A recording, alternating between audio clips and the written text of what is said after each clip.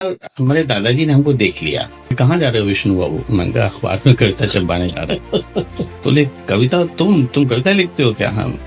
तो मैंने कहा हाँ लिखते हैं, कि जरा दिखाओ। तो उन्होंने जैसी कविता दिखा, ये कविता है क्या? और फिर तुम इसको छपवाने जाते हो, और वो अखबार वाला छाप भी देता है। खबरदार जो आज के बाद किसी अखबार वाले के पास गए। अपने अंदर वो एबिलिटी पैदा करिए, अपने अंदर वो गुण पैदा करिए कि अखबार वाले आपके पास आए और कहें कि विष्णु जी आपकी एक हमको कविता चाहिए अपने अखबार के लिए। पहली बार जो कविता की बात कर रहे हैं, मंच की बात कर रहे हैं, मुझे वो किस्सा सर बताइए, राजस्थान वाला। पहली बार मंच पे बताना और ये कहा गया कि पैसे नहीं मिलेंगे। मुरारी बापू ने एक जो कवि सम्मेलन मुशायरा करवाया था, उसमें आप गए थे, तो बड़ा आपको सुनने के बाद वो बड़ा अच्छा रिएक्शन था उसका। एक वो था कि डॉक्टर की पर्ची और कवि की पर्ची तकिए के नीचे रख के सोते हैं। ये शैलेश अरोड़ा हमारे दोस्त हैं, वो बोला करते हैं। 1 अक्टूबर 2024 लखीमपुर खीरी मंच, जहाँ से आपका माइक एक विधायक छीन लेता। पूरा अध्ययन किया है आपने। मुशायरा देखें या कवि सम्मेलन देखें तो ऐसा लगता है कि जैसे हिंदुस्तान पाकिस्तान का युद्ध चल रहा है। मुशायरे में हिंदुस्तान को खूब गालियां दी जा रही हैं। प्रेमानंद जी महाराज की बात चल रही है, तो अभी उनके एक बयान को लेकर के सर बड़ा कंट्रोवर्सी हुआ। बेवकूफ हैं लोग। 2 बार मुझको ऑफर मिले थे। एक बार तब मिला था सूरज बड़जात्या जी का राष्ट्रीय प्रोडक्शन का, जिस समय हम आपके हैं कौन बन रही थी। मेरे उन्होंने गीत भी सुन लिए थे, मतलब बात सब कुछ ऐसा हो गया था कि आप बीए लिखेंगे। फिर उनका फोन आया तो उनकी एक शर्त ये थी कि आपको, तो मैंने उनको मना कर दिया क्योंकि मेरे लिए फैमिली फर्स्ट है। अभी मुझे मनोज कुमार जी ने एक अशोक चक्रधर जी का एक शो था वाह वाह, उसको सुन के मेरे को उन्होंने कॉल किया। उन्होंने 2 गीत सेलेक्ट किए, तो फोन पे उन्होंने मुझसे 15 अंतरे लिखवा लिए। संजय सिंह बाबू का एक गाना था, सच बात तुझको दिल की बताऊं मेरी लाडो, गाऊं मेरी लाडो, याद बहुत आती तेरी, याद बहुत आती तेरी, कि याद बहुत आती तेरी। दरअसल क्या है सर, जिसके बेटियां हैं वो ऐसी चीज को फील कर सकते, वो कनेक्ट करेंगे, तुरंत कनेक्ट करेगा सर। मैंने किया उसको।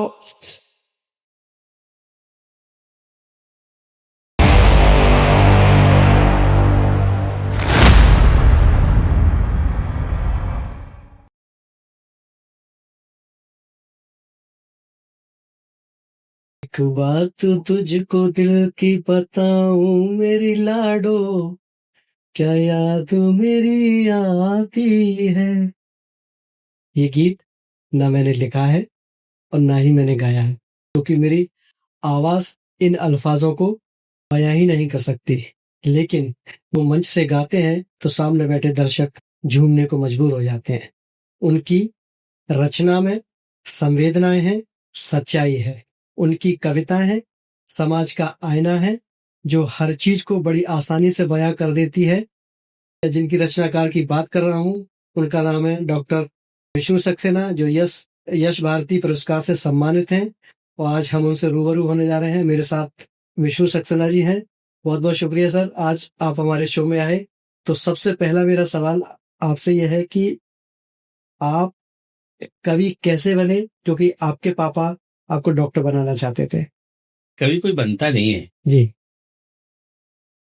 अगर बनता होता तो कोई ना कोई यूनिवर्सिटी खुली होती कवि बनाने की, ठीक है। कोई स्कूल खुला होता। ओहो। ये गॉड गिफ्ट होती है, इसलिए ये सवाल तो उचित नहीं है कि आप कवि कैसे बने। ठीक है। ये मेरे खून में थी कविता, ब्लड में। मेरे दादाजी बहुत अच्छे कवि थे, फादर भी बहुत अच्छे कवि थे, लेकिन इन्होंने सबने अपने स्वांत से सुखा, अपने आनंद के लिए कविता लिखी। ओके। बस मैंने उस कविता को कैश कर लिया, इतना अंतर हुआ। और जब कोई चीज मार्केट में जाएगी तो फिर नया नया और लिखने का मन होगा। तो बस मैंने इतना काम किया और कुछ नहीं किया। शुरुआत कैसे हुई सर इसकी? शुरुआत की तो मैंने बताया ना, खून में है, इसलिए एक स्टेज तक तो वो नहीं दिखाई देगी। जैसे उसको अच्छा वातावरण मिलेगा वो निकल के बाहर आ जाएगी। दादाजी जब मेरे नाम चंद्रभान शशि रवि के नाम से लिखते थे, तो जब मेरठ चले जाते थे मेरे चाचा जी के पास, फिर जब मेरे फादर के पास आते थे, तो वहां जो उनके दोस्त बनते थे, वो फिर उनको चिट्ठियां लिखते थे। उस समय चिट्ठियों का जमाना था। तो मेरे दादाजी उन चिट्ठियों का जवाब जो था वो कविता में दिया करते थे, शायरी में। अब वो शायरी में जवाब तो बन गया, अब चिट्ठी में कैसे लिखें? तो मेरा राइटिंग बहुत अच्छा था। ये बात उस समय की 6ठी या 7वीं क्लास की। तो लिखवाते मुझसे थे वो कि जरा विष्णु बाबू लिखो और ये पोस्ट कर देना, चली जाएगी। तो जब हम जवाब लिखा करते थे तो वहां से थोड़ा सा आइडिया हुआ कि शायरी क्या है, रदीफ क्या है, काफी क्या है, मीटर कितना होना चाहिए, तुकांत मिलने चाहिए नहीं मिलने चाहिए। तो ये सिलसिला बहुत लंबा चला, तो साल 2 साल में मालूम पड़ गया कि हाँ ये होता है। तो जब कोई चीज आपके दिमाग में है, बैठ रही है बार बार और खून में आ ही रही है, तो फिर कुछ थोड़ा बहुत हमने भी शुरू किया। तो एक हमारे यहाँ अखबार निकलता था सविता गौरव नाम का, वीकली अखबार। तो हम उस प्रेस वाले के पास चले जाते थे कि भाई हमारी भी छाप दो 4 लाइनें। तो कहता हाँ विष्णु छाप देंगे तुम्हारी कविता। वो हमको ऐसे बोलता था जैसे हम बहुत बड़े कवि हों, और हम ये सोच के उसके पास चले जाते थे कि हमें थोड़ा सा कविता छपने का मौका। अच्छा, उस समय अखबार का अपना एक क्रेज था। तो इस बहाने वो हमसे बहुत काम कराता था अखबार वाला। क्या करता था? कहता था किसी अखबारों की गिनती कर दो जरा और अखबार बाइंड कर दो, ये उस जिले में जाने, ये उस जिले में जाने। अच्छा, ये हाँ, तो ये काम वो हम तो पूरे हफ्ते कराता था। और इस एवज में किसी हफ्ते में जाके कोने में 4 लाइनें छाप दी बच्चों का कोना करके। अब हम उसी 4 लाइन को दिखाते फिरते थे कि आज हमारी कविता छपी है। तो उस चक्कर में पूरा महीना निकल जाता था। फिर एक बार हमारे दादाजी ने हमको देख लिया कि कहाँ जा रहे हो। हमारे हाथ में कागज था, कविता। हाँ, तो उन्होंने कहा कहाँ जा रहे हो विष्णु बाबू? मैंने कहा अखबार में कविता छपवाने जा रहे। बोले कविता? तुम कविता लिखते हो क्या? हाँ। मैंने कहा हाँ लिखते। अच्छा, दादा और पोते का रिश्ता ऐसा होता है कि अनौपचारिक होता है? तो मैंने कहा हाँ लिखते हैं, कि जरा दिखाओ। तो उन्होंने जैसी कविता देखो, ये कविता है क्या? और फिर तुम इसको छपवाने जाते हो और वो अखबार वाला छाप भी देता है। खबरदार जो आज के बाद किसी अखबार वाले के पास गए। अपने अंदर वो एबिलिटी पैदा करिए, अपने अंदर वो गुण पैदा करिए कि अखबार वाले आपके पास आए और कहें कि विष्णु जी आपकी एक हमको कविता चाहिए अपने अखबार के लिए। तो फहीम भाई, वो मेरी लाइफ का पहला टर्निंग पॉइंट था, जहां से कविता सीखी, जहां से मैंने एक स्वाभिमान का, कि जहां से मैंने ये अपने दादाजी से सीखा कि हमको कभी भी अपनी तरफ से कोई अप्रोच नहीं करनी चाहिए। आप अपने अंदर वो गुण पैदा करिए कि लोग आपके गुण की तरफ आकर्षित हो। तो अब वो स्थिति आ गई है कि अब लोग कहते हैं कि हमें कविता चाहिए या हमको इंटरव्यू करना है, तो वो अगर मेरे दादाजी वो बात न कहते तो शायद मैं उस तरफ नहीं, वो कभी बन के रह जाते थे उसमें। अच्छा सर, आप पेशे से डॉक्टर भी हैं, ठीक है? डॉक्टर भी दर्द का इलाज करता है और कभी कभी कविता भी कर देती है, तो इसको को रिलेटेड कैसे करेंगे आप दोनों को? ये सवाल का जवाब तो आपने दे दिया, तो मुझे जवाब देने की जरूरत इसलिए नहीं है क्योंकि कविता भी दर्द का इलाज करती है और पेशा भी, ये डॉक्टरी भी दर्द का इलाज करती है। जब 2 पेशे एक ही काम करे तो वो तो आसान हो जाता है। कविता आपके अंदर के दर्द का इलाज करती है, जो आपके मन में दर्द है, जो आपके आत्मा में दर्द है, जो आपकी फीलिंग्स है, उस दर्द को खत्म करती है। आप अगर किसी गम में हैं तो आप कोई गजल लिख लेंगे, शायरी लिख लेंगे, तो आपका वो जो गम है ना वो शायरी में उतर आएगा, तो आप हल्के हो जाएंगे। और ये जो डॉक्टरी पेशे वाला दर्द है, जो शरीर में दर्द हो रहा है आपके, वो तो सामान्य पैरासीटामोल से अलग दूर हो जाता है। इसको तो कोई भी कर सकता है।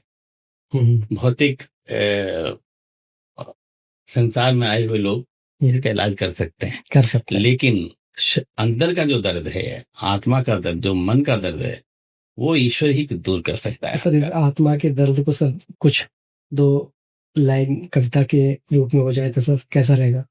मैं आपको वो 2 लाइन सुनाता हूँ जो सबसे पहली लाइन मैंने जी। मंच पे पढ़ी थी। आप भी अगर हमसे यूं ही रूठ जाएंगे, आप भी अगर हमसे यूं ही रूठ जाएंगे, नई नई खिड़की है, कांच टूट जाएंगे। ये उस समय जब पहली बार कवि सम्मेलन में गया था सर तब आप पढ़े थे। पहली बार जो कविता की बात कर रहे हैं, मंच की बात कर रहे हैं, मुझे वो किस्सा सर बताइए राजस्थान वाला। पहली बार मंच पे बताना और ये कहा गया कि पैसे नहीं मिलेंगे, वो बताइए सर, वो क्या था मामला? वो तो देखिए हर एक के जीवन में ऐसे क्षण आते हैं कि वो आप गुरुजी का भी नाम बताइएगा सर जो आपको ले गए थे।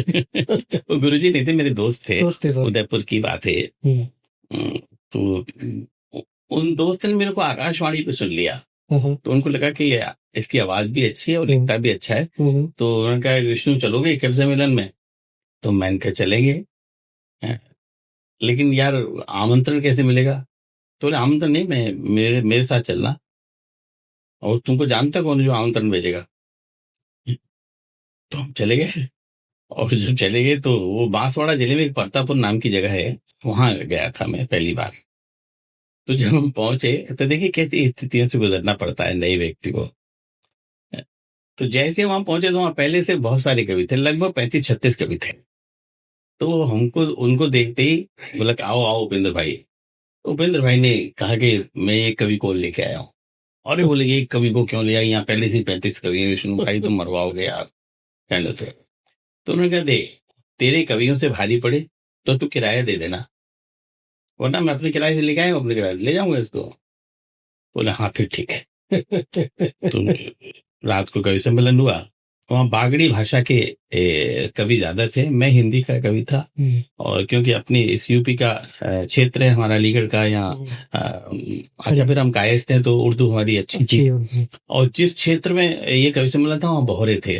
बोहरे? हाँ, बोहरे मुस्लिम अलग होते हैं। तो जब हमने कविता पढ़ना शुरू की हिंदी के, अकेले थे हम, तो लोगों को बड़ी पसंद आई और बहुत वाहवाही मिली। तो जैसे ही हम बैठे बोले नहीं वंस मोर हो गई। एक कविता और थी हमारे पास, हमने सुना दी। फिर जैसे वो एक और कविता और, मैंने कहा हम लोग पुस्तक मैंने अब रहने दे दी, हमारे पास तीसरी कविता नहीं है। तो फिर जैसे तैसे मन के अभी और भी बहुत सारे कवि हैं, वहां से प्राण छुड़ा के आए। और जब हम बहुत जम गए तो लोगों ने सुबह हमारी हमसे पते भी लिए, फोन, और कहा कि भाई आपको बुलाएंगे, आपको, ऐसा करते हैं सब लोग। तो उस समय हमको 21 या 51 रुपए इस तरह के मिले थे हम, और वो पैसे जो है हम लेके आए, ये सोच के लेके आए कि माँ को जाके देंगे इस पैसे को, पहली कमाई है हमारी। वो भी लुट गए सर? हाँ, उसके साथ भी ऐसा हुआ। देखिए क्या होता है कि ये आपके अनएक्सपेक्टेड कोई आए हो जिसकी आपको उम्मीद ना हो, तो मेरे बड़े कहते हैं कि वो आपकी मेहनत की कमाई नहीं है, वो चले भी ऐसे जाते हैं। मेहनत की कमाई नहीं है। जो मेहनत की कमाई होगी वो आपके पास रहेगी। और वो यूं ही पैसे मिल गए थे बिना कोई सोचे समझे, तो वो तो उनका जाना जरूरी था, चले गए तो वो अच्छा। गए कैसे सर, वो किस्सा भी थोड़ा बताएं। और मैंने अभी शबीना अदीब का एक शेर सुना था, उन्होंने कहा कि जो घर में लेके आते हैं मेहनत की कमाई, उनके बच्चों को कभी बिगड़ते नहीं देखा। अरे तो जो उसके घर में मेहनत की कमाई आएगी वो लगेगी आपके परिवार में, और हराम का पैसा आएगा या बिना मेहनत का पैसा आएगा तो या तो आपकी औलाद बिगड़ जाएगी, या आपकी बीमारी लग जाएगी कोई, या फिर कोई और बात होगी, वो पैसा आपके पास रहना नहीं है, थोड़ी देर के लिए संतुष्टि देगा, वो पैसा चला जाएगा। तो पैसा चला गया तो अच्छा रहा उस समय, भले ही वो 21 रुपए की। पैसा गया कैसे ये भी थोड़ा बताइए। वो एक ठगी का शिकार हुआ मैं, और उस समय हम भोले थे, पढ़ते, स्टूडेंट लाइफ क्या होती है, बहुत ज्यादा जानकारी नहीं होती, चालाकी नहीं होती। तो उस ठग ने हमको ठग लिया कि और मेरा ट्रक खराब हो गया है, मेरे टायर खराब हो गए हैं, ये पैंट के पीस हैं, आप पीस ले लीजिए और 20 रुपए में पीस दे दूंगा आपको, वैसे तो 50 रुपए का ही है। तो हमने इस चक्कर में 3 लिए पीस उससे, और मैंने कहा एक भाई को दे देंगे, एक अपने मामा को दे देंगे, एक हम बनवा लेंगे। तो उसने हमसे पूरे पैसे ले लिए। अच्छा, पूरा गिरोह काम करता था। हाँ। तो जिसके पास हमको लेके गया, हमको सच्चाई बताने के लिए कि देखो बहुत अच्छा कपड़ा है, तो वो दर्जी के पास गया, वो और पास में दर्जी बैठा था, वो तो वो धागा जला के दिखाया, बोलते है बढ़िया। पूरा विश्वास हो गया, हमने पूरे 3 पीस ले लिए। जब घर जाके मामा को दिखाया तो मामा बोले कि ये कहाँ से उठा लाया? मैंने कहा बहुत बढ़िया पीस है मामा, आपके लिए लाए, हमारी पहली कमाई है। तो ठीक है, रख लिया था। उन्होंने सिलवाया नहीं, और वो पहले पहले ये होता था, पहले कपड़े को धोते थे, उसके बाद सिलवाते थे। तो जैसे धोने के बाद टांगा अलगनी पे, तो ऐसे लटक गया जैसे कोई मरी हुई लाश होती है। तो हमको लगा कि यार पैसा गलत था, और गलत चला गया तो अच्छा हुआ। सर एक मैं पढ़ रहा था कहीं, तो आपके दादा एक कहते थे कि किसी को कभी छोटा मत समझना, हो सकता है कि वो किसी मामले में वो आपसे बड़ा हो। देखिए, हम बहुत मध्यम दर्जे की उससे आए हैं, बैकग्राउंड से। मेरे दादाजी ने, मेरे पिताजी ने वो सारे संघर्ष देखे हैं। मेरे दादाजी पटवारी थे, और उस समय का पटवारी घोड़े पे चलता था। उस समय बाइक वाइक नहीं थी, तो घोड़ी पे चलते थे। तो पटवारी से ऊपर की जो पोस्ट होती है कानूगो की होती है। तो कानूगो ने उस समय भी होते थे बदमाश। तो उन्होंने मेरे दादाजी से कहा कि दादाजी आप नौकरी कर रहे हैं तो कुछ कमाइए, आप भी रखिए, हमें भी दीजिए। तो मेरे दादाजी वो संतनुमा व्यक्ति थे, तो उन्होंने पूरी रात उस बात पे विचार किया, मनन किया, और सुबह इस्तीफा लिखा, और 12 बजे जाके दोपहर को कानून के हाथ इस्तीफा दे दिया। इस्तीफा दे, उसी दिन, अगले दिन 24 घंटे में इस्तीफा दे दिया। लेकिन नहीं, हम ये नहीं कर सकते, आपके लिए हम गलत काम करें, फिर उसमें से हम रखें और आप भी रखें, तो जो गलत काम करेंगे, जिससे भी हम पैसा लेंगे, किसान से लगान लेंगे, जो भी कमाई का जरिया होता होगा पटवारियों का, तो होगा तो गलती, और जो भी देगा उसके दर्द होगा, किसी आदमी ने पैसा हमसे गलत ले लिया, तो वो मेरे बच्चों पे पड़ेगा। तो मैं अपने कर्मों का भुगतान अपने बच्चों से क्यों करवाऊंगा? मुझे नौकरी नहीं करनी। उस दिन उन्होंने नौकरी छोड़ दी थी, और उसके बाद फिर पूरी जिंदगी गांव की चौपाल पे बैठ के छोटे छोटे बच्चों को पढ़ाया उन्होंने। अच्छा। और भगवान का भजन करते रहे, पूरी जिंदगी उन्होंने ये किया। 1 सेंटीमीटर जगह उन्होंने अपने बच्चों के नाम नहीं रखी थी। वो ये कहते थे कि बच्चों की किस्मत में होगा, और बच्चे अगर मेहनत से उनकी किस्मत होगा तो हमने मेहनत से खा कमा लेंगे। हमारी जिम्मेदारी नहीं है। वरना आज का तो बाप अपने बच्चों के लिए कितनी प्रॉपर्टी छोड़ के जाता है। प्रॉपर्टी के अलावा ये भी तो है ना कि वो पहले जब नौकरी लगवाने से पहले ही सोच लेता कि तू इतनी जल्दी कमा लेगा। हाँ, ये भी तो है। तो कॉन्सेप्ट बदल गए। वही हमारे मेरा फादर ने बहुत मेहनत की, और कभी किसी का दिल नहीं दुखाया, कभी किसी का पैसा नहीं मारा, अपनी जो मेहनत से कमाया उसी से हम सारे बहन भाइयों को पढ़ाया उन्होंने। और भले हम बहुत अच्छी तरीके से रहन सहन हमारा नहीं रहा, लेकिन जितना था उनके पास, उस धन में हमने सब लोगों ने पढ़ाई की, सबकी शादियां हुई, और वही हमारे अंदर बैठा हुआ कि किसी का दिल मत दुखाइए, और किसी का खिलाफ मत बोलिए। बस जो है आप कमाइए, अच्छा पैसा कमाएंगे तो आपके बच्चों के लगेगा, वरना आप सब चला जाएगा। सर वो मुझे लगता है इसी सब्जेक्ट पे एक आपका गाना भी है, दिल है बीमार वो तो सही दवा दे दे। शायद वो मेरा मुक्तक है, दिल बीमार सही वो दवाएं दे दे। अपने तरन्नुम में सर ऐसे गाइए पूरा। दिल बीमार सही हो वो दवाएं दे दे, मैं सब पे प्यार लुटाऊं वो दुआएं दे दे।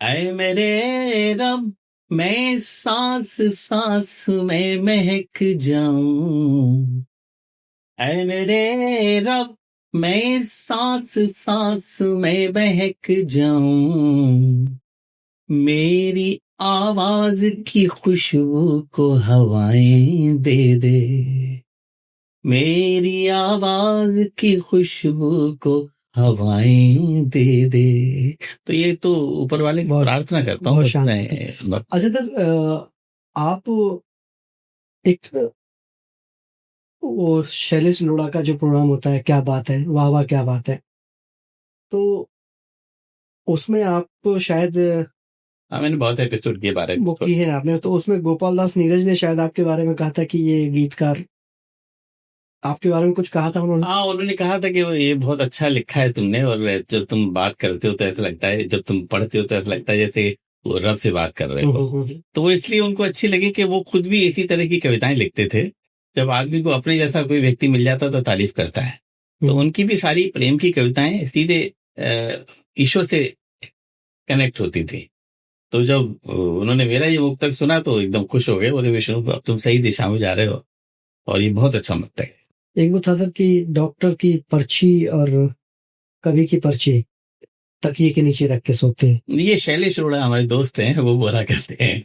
असल में क्या, वो बहुत अच्छे दोस्त हैं हमारे। हाँ। और हमारे हमें बहुत प्यार करते हैं, हम भी उन्हें बहुत प्यार करते हैं। जब अच्छे दोस्त होते हैं ना तो सब एक दूसरे की तारीफ करते हैं, वो भी हमारी तारीफ करते हैं, हम भी तारीफ करते हैं। तो उस तारीफ के तहत उन्होंने ऐसा बोल दिया होगा। मैंने तो नहीं देखा किसी लड़की को अपने तकिए के नीचे रखे हुए। उन्होंने कहीं महसूस किया ऐसा है होगा। ना कि उन्होंने ये कहा था कि आप डॉक्टर भी हैं, कवि भी हैं, तो आपकी पर्ची की दवा भी तो दवा का पर्चा भी रखती है और कविता की पर्ची भी रखती है। हाँ, तो एक उनका अनुभव रहा होगा, लेकिन ये अच्छी बात है कि अपनी तकिए के नीचे रख के सोओ तो अच्छे ख्वाब आते हैं। तो ऐसा कुछ उनका रहा होगा। तो बहुत अच्छे दोस्त हैं, प्यार करते हैं, और अच्छे दोस्तों की पहचान ये होती है कि अपने दोस्तों की तारीफ करें। सर, मुरारी बापू ने एक जो कवि सम्मेलन मुशायरा करवाया था उसमें आप गए थे, तो बड़ा आपको सुनने के बाद उन्होंने बड़ा अच्छा रिएक्शन था उसका उनका। भाई मैंने बताया ना आपको, ये उन्होंने क्या कहा था सर आपसे? जितने संत लोग हैं ना, क्योंकि मैं देखता हूँ सर वो सुनते बड़े हाँ, उनका जो सफर है, हाँ, वो भौतिकवाद से लेकर के आध्यात्म की तरफ का सफर है। तो आपको, अगर आपने सुना होगा उनको, तो वो ज्यादातर अपने प्रवचन में फिल्मी गाने गाते हैं। हाँ, बिल्कुल सही बात है। तो वो फिल्मी गाने तो लिखे गए हैं हीरो हीरोइन के लिए। हाँ। लेकिन वो अपने प्रवचन में क्यों सुनाते हैं? राम कथा, शायरी भी बहुत राम कथा में क्यों सुनाते हैं? वो इसलिए सुनाते हैं कि नायक और नायिका, अगर हम गौर से सुने, आप मेरे गीत पे आप अगर आप ढंग से उसका वर्जन बदल दें तो आपको ऐसा लगेगा कि आत्मा परमात्मा से मिलता है, ये शरीर जो है आत्मा से बात करता है, परमात्मा। तो जो मुरारी बापू जी हैं, जब मेरी कविताएं उन्होंने सुनी तो उनको ऐसा लगा कि ये आदमी तो बहुत गहरा है। और अभी अभी महबूबा की बात कर रहा था, और थोड़ी देर में वो ईश्वर की तरफ चला गया, ये कृष्ण की तरफ चला गया, राधा की तरफ चला गया। तो इस वजह से वो थोड़ा झूमने लगे, और उन्होंने मुझे प्यार भी बहुत किया, आशीर्वाद भी दिया। तो बस ये है, काम चल रहा है। 2017 में उत्तर प्रदेश के तत्कालीन उप मुख्यमंत्री डॉक्टर दिनेश शर्मा ने कहा था कि गोपाल दास नीरज के बाद कविता का जिम्मा डॉक्टर विष्णु सक्सेना के ऊपर है। दिनेश शर्मा जी बहुत पुराने श्रोता हैं कवि सम्मेलनों के, और जब वो सामान्य से कार्यकर्ता थे, मैं तब से लखनऊ जा रहा हूँ, और तब से वो मुझे सुन रहे हैं। उन्होंने नीरज को सुना है, नीरज जी को सुना है, और उसके बाद मुझे भी सुना है। तो जो उन्होंने यात्रा देखी है मेरी, उस यात्रा को देखते हुए उन्होंने ऐसा बोला होगा। और वो समझते हैं कि देखिए, परिश्रम तो करना पड़ेगा आपको हर लाइन में। तो उन्होंने मेरा परिश्रम देखा है, और इसलिए वो बोलते हैं ऐसा। और क्योंकि गीत के क्षेत्र में बहुत कम लोग आ रहे हैं। जी सर। हास्य रस की कविताएं लेकर के बहुत सारे कवि मिल जाएंगे, वीर रस की कविता को लेकर के बहुत मिल जाएंगे, लेकिन गीत को लिखना और तो सुनाना, प्रेजेंट करना, ये बहुत मुश्किल काम है। तो उनको लगा है कि नीरज जी की परंपरा का कोई व्यक्ति अगर उनकी ध्वजा को, उनकी पताका को, उनके झंडे को लेके चल रहा है, तो जिम्मेदारी इसके ऊपर है कि गीत को कैसे बचाया जाए। तो मैं पूरा कोशिश कर रहा हूँ कि उनकी इस बात को उसको रखूं। सर, एक कविता में गीत आपसे सुनूंगा सर, कि गुरूर जिसने भी अपने जहन में पाला होगा, खुली है खिड़कियां लेकिन। भाई ये मेरी कविता नहीं है, ये एक विचार है जी। और ये विचार ऐसा है जो आप अपने बड़ों से सुनते हैं जी, वही आप कविता बना के ढाल देते हैं। तो मैं वही चाहूंगा कि हम छोटे लोगों को, आपसे छोटे हैं, उन्हें सर ये मैसेज कविता के माध्यम से। जो बात गद्य में समझ में नहीं आती, उसी बात को अगर पद्य में आप बदल देंगे तो बहुत जल्दी समझ में आ जाती है और कनेक्ट भी बहुत जल्दी हो जाता है। तो मेरे बड़ों ने बताया कि घमंड नहीं करना चाहिए, तो उसको मैंने शायरी बना दी, कविता बना दिया। गुरूर जिसने अपने जहन में पाला होगा, एक एक पंक्ति सुनिए। गुरूर जिसने अपने जहन में पाला होगा, खुली हो खिड़कियां फिर भी न उजाला होगा। खुद की परछाइयां जब कद से बड़ी हो जाएं, खुद की परछाइयां जब कद से बड़ी हो जाएं, उसका सूरज समझ लो डूबने वाला होगा। क्या बेहतरीन सर। उसका सूरज समझ लो डूबने वाला होगा। और इसी की श्रृंखला का एक मुक्तक और है, वो सुनाता हूँ आपको। जो आपके लोग हैं, जो असिस्टेंट हैं, जो आप इस पॉडकास्ट को रिकॉर्ड कर रहे हैं, उनको भी सुनाता हूँ। जिंदगी की बहुत सारी जो कड़वाहट हैं, मैं तो सबके लिए कह रहा हूँ, सब लोग सुने इस कविता, क्योंकि सबके लिए है जी। आसमां छू लो अगर तुम तो भूल मत जाना। आसमां छूने से मेरा मतलब समझ गए होंगे आप।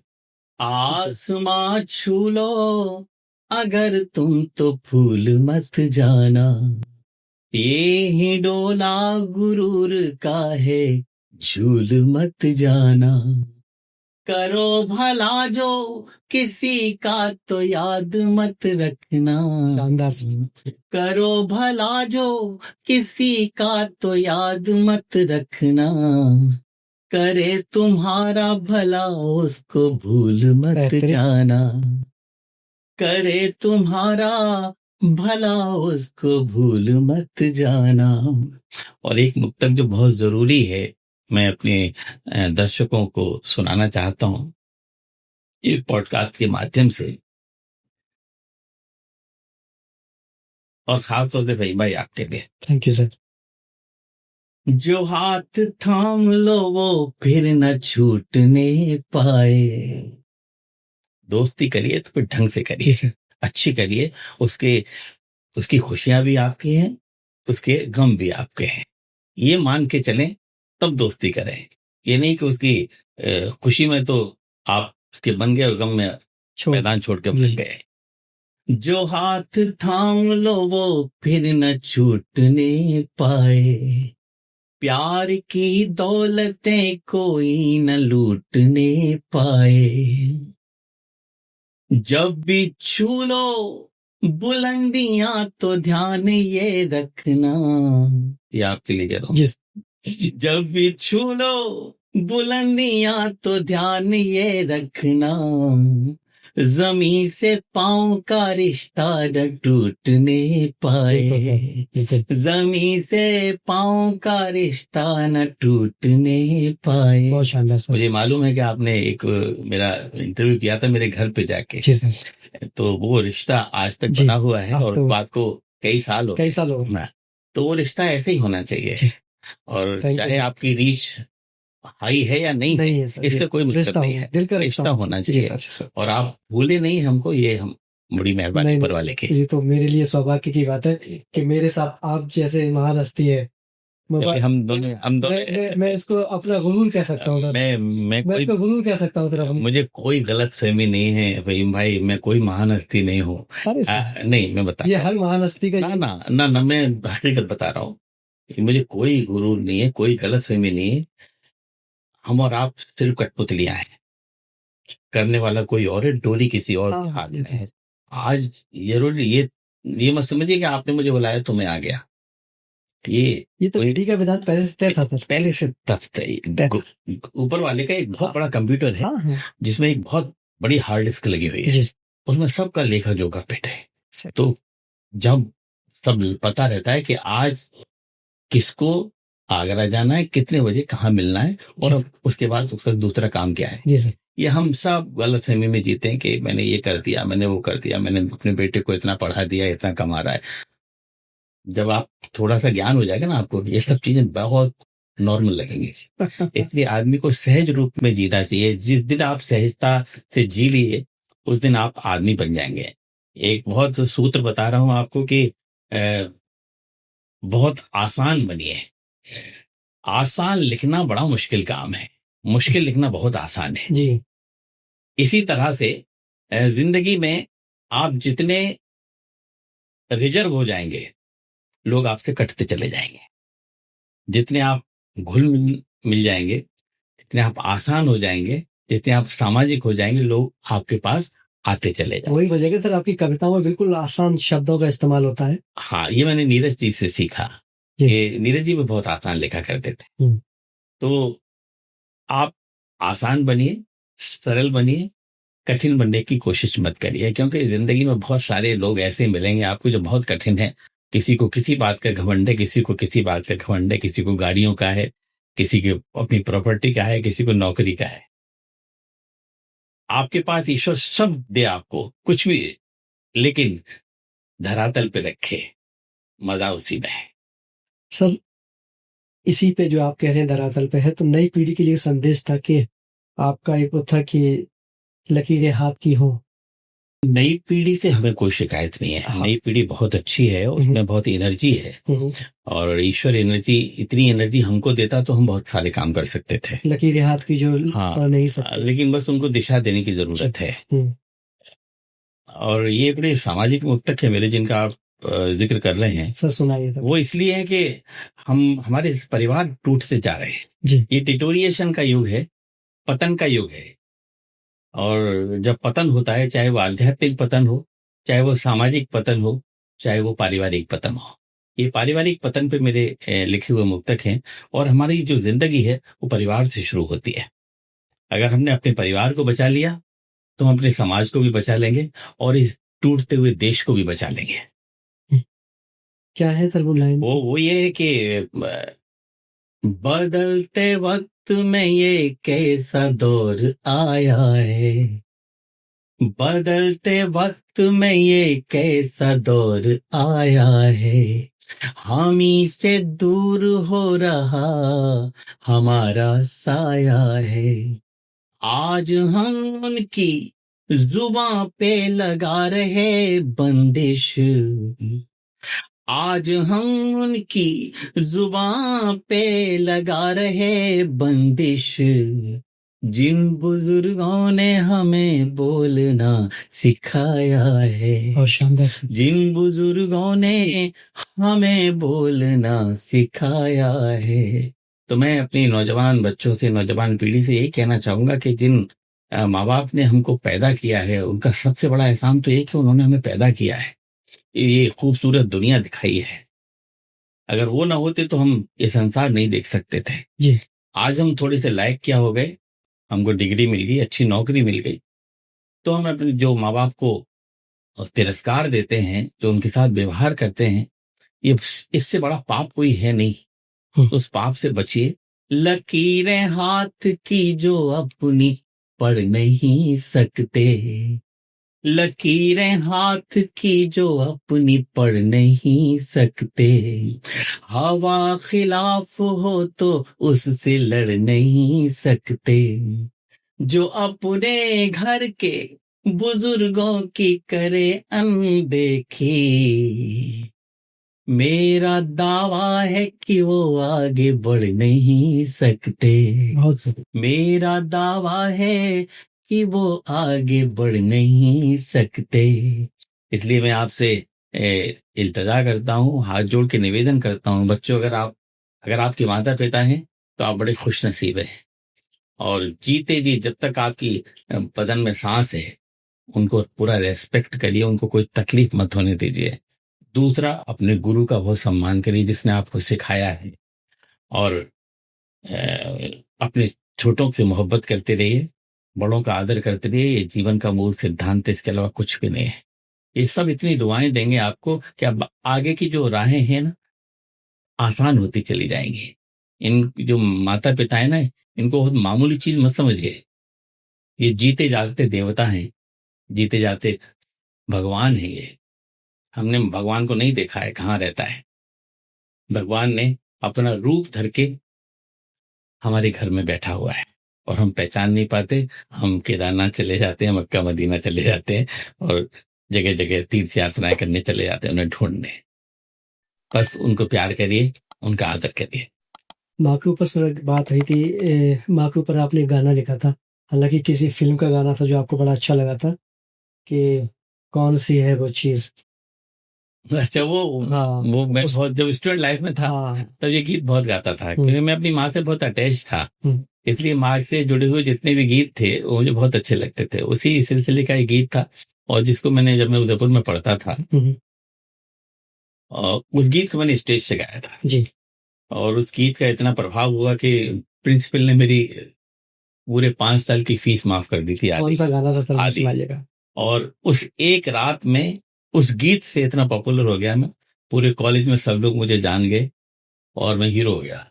वो गीत था कि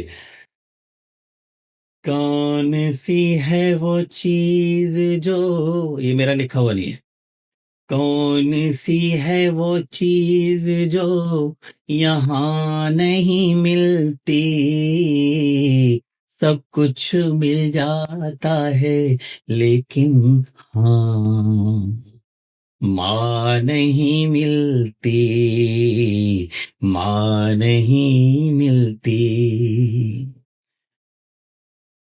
जिसकी माँ होती है खुशकिस्मत होते हैं, जिसकी माँ नहीं होती जीवन भर रोते हैं। जिनकी माँ होती है खुशकिस्मत होते हैं, जिनकी माँ नहीं होती जीवन भर रोते हैं। माँ के प्यार जैसी कोई छां नहीं मिलती, सब कुछ मिल जाता है लेकिन हाँ माँ नहीं मिलती, माँ नहीं मिलती। इस गीत को प्रेजेंट करते वक्त मेरी जिंदगी का दूसरा टर्निंग पॉइंट आया था, जब कॉलेज के कल्चरल सेक्रेटरी ने इस गीत से पहले मैंने रिक्वेस्ट की थी कि हारमोनियम जरा प्ले कर दीजिए। तबले वाले से कहा तू तबला प्ले कर दे, उन दोनों ने मना कर दिया था। उनको लग रहा था कि पता नहीं ये कुछ अच्छा ना कर दे, हर ऊंची इमारत को गिरने का डर रहता है। तो उसी के मद्देनजर उन्होंने मना कर दिया। पर मैंने बिना हारमोनियम तबले के ये गीत गाया था और उस रात मैंने ये सोच लिया कि मैं पैरासाइट नहीं बनूंगा किसी का, मैं किसी हारमोनियम या किसी ऑर्केस्ट्रा पे निर्भर नहीं रहूंगा। मैं खुद लिखूंगा, खुद गाऊंगा, मेरे पास कलम होगी, मेरे पास डायरी होगी, मैं खुद मैदान में अकेला खड़ा रहूंगा। तो ईश्वर ने मेरे जो हिम्मत थी उसको पंख दिए और मैं फिर कविताओं की तरफ बढ़ गया। तो उस टर्निंग पॉइंट ने मेरा बहुत साथ दिया। अगर वो उस वक्त ऐसा न होता मेरी जिंदगी में तो मैं कभी नहीं होता। नहीं, वहां भी माँ काम आई।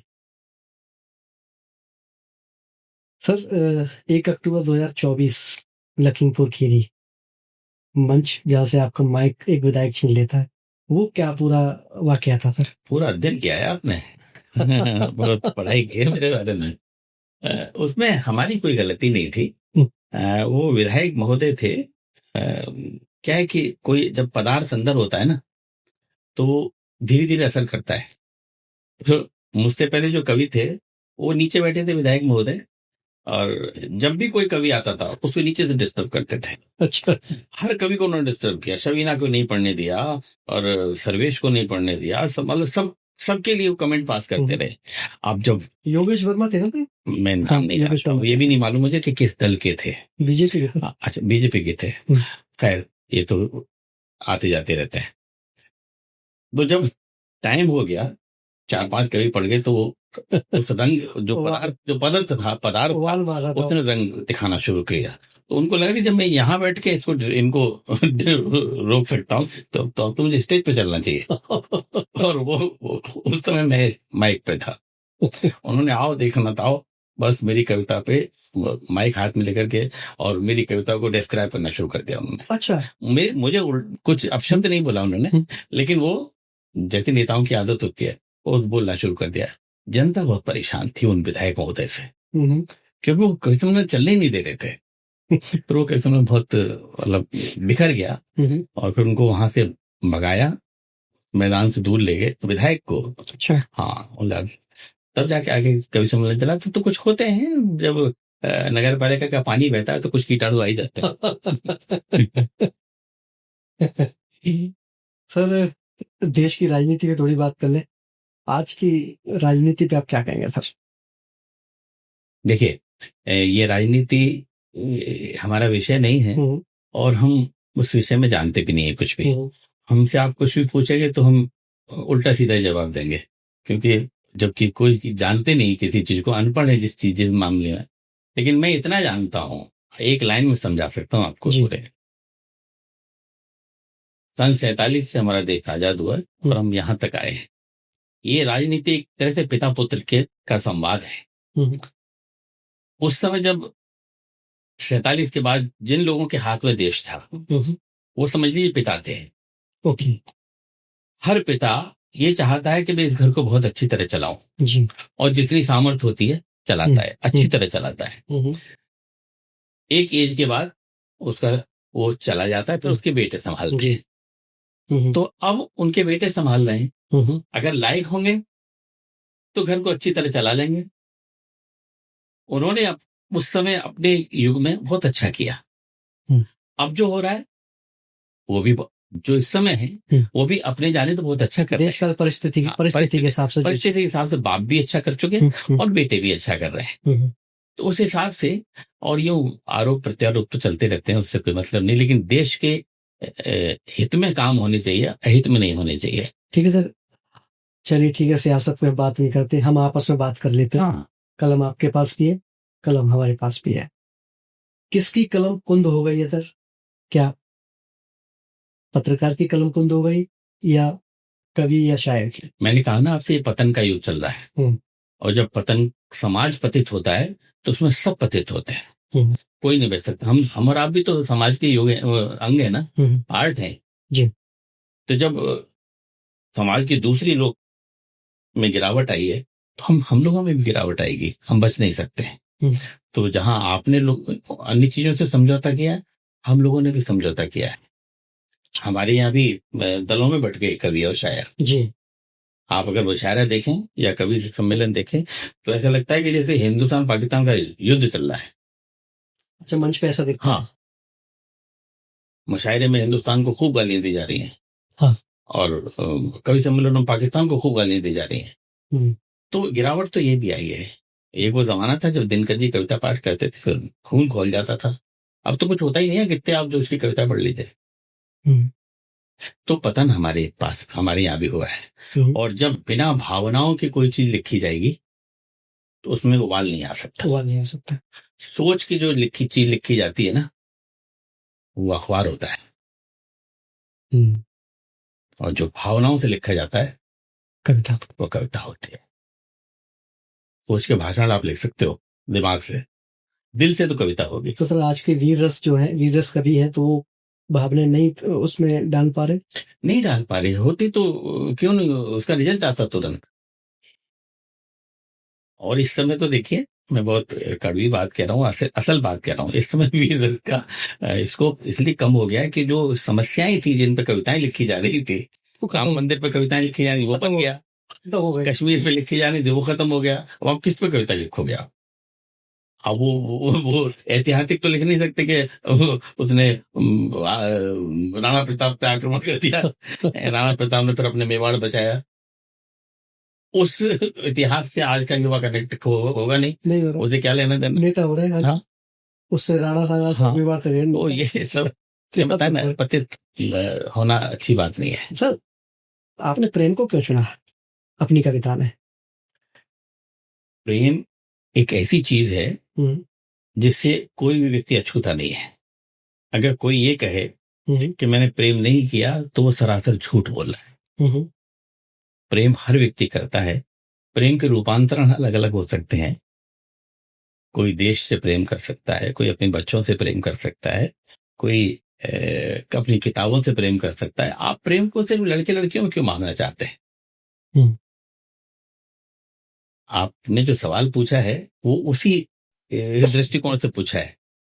प्रेम का मैं बहुत असल ये मैं नहीं सोचता, सारे लोग ही अगर प्रेम की बात करते हैं तो वहीं आके टिक जाती है सबकी। हाँ, वो वहीं आके टिक जाते हैं और ये भी पूछते हैं कि आप इसका क्या कारण है, आप क्यों प्रेम लिख रहे हैं?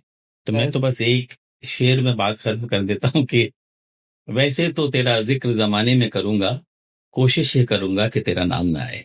अरे बस, प्रेम इतनी अद्भुत चीज है फहीम साहब, इतनी अद्भुत चीज है, क्या आप इससे उसका कोई ऑल्टरनेट नहीं है। आपने अपनी कविताओं में प्रेम माँ से भी किया है। माँ से भी किया है। आपने कहा है कि वो चार को पाल सकती है, चार एक को नहीं पाल सकते। मेरा प्रेम जो है शरीर से शुरू होता है और आध्यात्म तक जाता है। तो इस कविता को, इस गीत को सर थोड़ा सा तरन्नुम में पढ़िएगा सर। तन तुम्हारा अगर राधिका बन सके, बहुत अच्छी कविता। तन तुम्हारा अगर राधिका बन सके, मन मेरा फिर तो घन श्याम हो जाएगा, मेरे होठों की वंशी जो बन जाओ तुम, मेरे होठों की वंशी जो बन जाओ तुम, सारा संसार ब्रिज धाम हो जाएगा। शानदार। तन तुम्हारा अगर राधिका बन सके, मैं मना लूंगा तुम रूठ कर देख लो। अब आपको ऐसा लग रहा होगा जैसे मैं अपनी प्रेमिका से कह रहा हूं, लेकिन एक भक्त भगवान से बोल रहा है। मैं मना लूंगा तुम रूठ कर देख लो, जोड़ लूंगा तुम्हें टूट कर देख लो, हूं तो नादान फिर भी मैं इतना नहीं, थाम लूंगा तुम्हें छूट कर देख लो। शानदार शानदार। एक बदरी ही बनकर बरस दो जरा, सीधी टॉक हो रही है देखिए आप। एक बदरी ही बनकर बरस दो जरा, वरना सावन भी बदनाम हो जाएगा, तन तुम्हारा अगर राधिका बन सके, मन मेरा फिर तो घन श्याम हो जाएगा, मेरे होठों की वंशी जो बन जाओ तुम, सारा संसार ब्रिज धाम हो जाएगा, तन तुम्हारा अगर राधिका बन सके।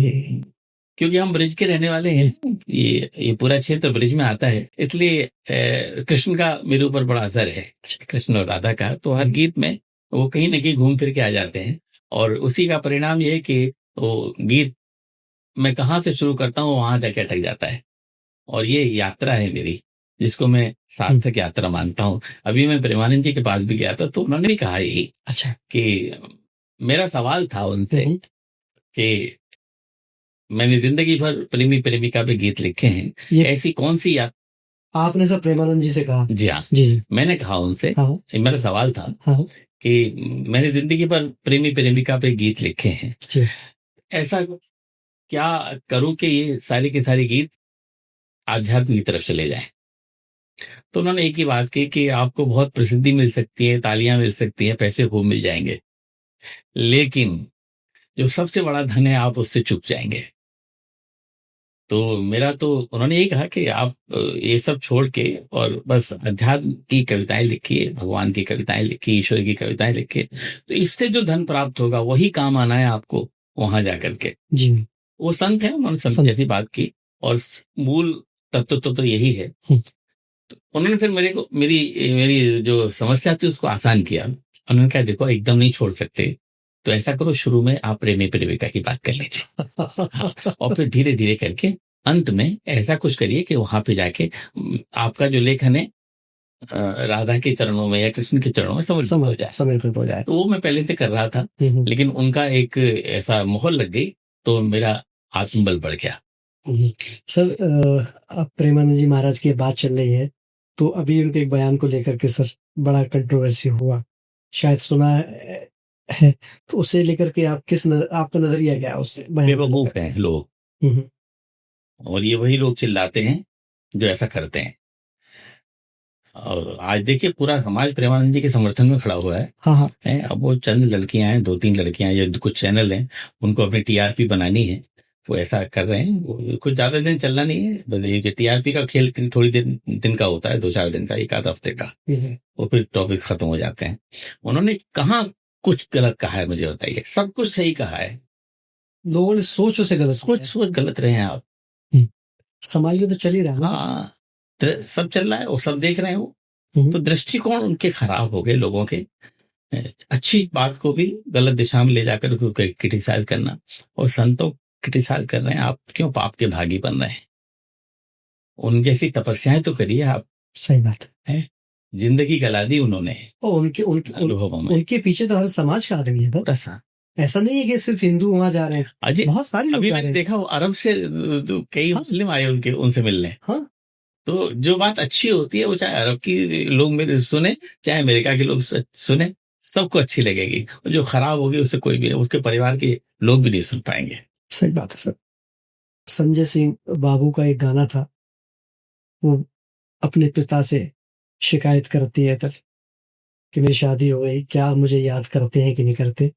उसके जवाब में आपने एक गाना लिखा कि वो पिता के लिए गाना लिखा वो आपने कि इस समय देखिए कितना पिता याद इस करता है। समय मुझे बहुत पसंद आ रहा है लोगों को, बहुत पसंद क्योंकि मेरी दिली इच्छा थी जब उन्होंने गीत मैं तो लिखा। चाहूंगा कि इस गाने को सर पूरा सा सुनाए सर, मैं सुना दूंगा। और मैं अपने दर्शकों से भी यही निवेदन करूंगा कि इस गाने को सुने और समझें और अपनी जिंदगी में इसको जरूर बैठाएं। तो सर प्लीज सर। इस गीत की कहानी है, मैं अपने सारे दर्शकों को बताना चाहता हूँ, इस गीत की कहानी है।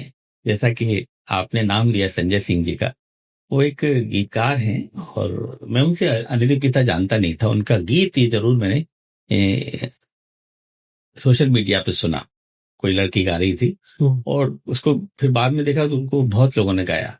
एक लड़की का दर्द था, एक बेटी का दर्द था, अपने पिता से कह रही है कि आपने मुझे विदा कर दिया, उसके बाद मेरी खबर नहीं ली, आपको मेरी याद ही नहीं आती। तो बहुत सारे कारुणिक प्रसंग है उसमें, बहुत अच्छा लगा मुझे। उस वक्त फिर मुझे ये लगा, यार ये तो लड़की ने तो अपनी बात कह दी। बाप से पूछा, अपने पिता से पूछा कि तुझको क्यों नहीं याद आती? जी। तो इस गीत के माध्यम से मैंने पिता का दर्द रखा था जी।